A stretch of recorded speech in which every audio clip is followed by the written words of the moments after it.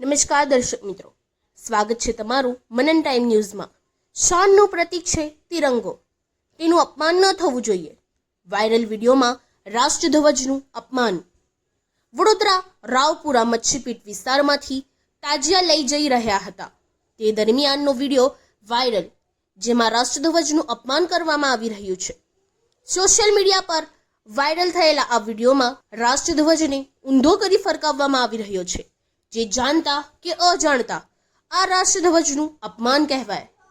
શહેરોના રસ્તા પર કાપડના અને પ્લાસ્ટિકના તિરંગા છૂટથી વેચાય છે, છૂટથી ખરીદાય પણ છે અને તે વાત ગર્વ લેવા જેવી છે।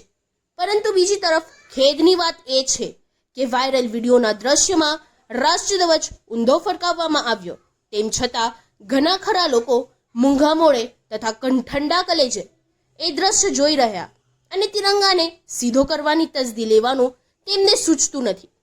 આ વાયરલ વિડીયોની પુષ્ટિ મનન ટાઈમ ન્યૂઝ કરતું નથી।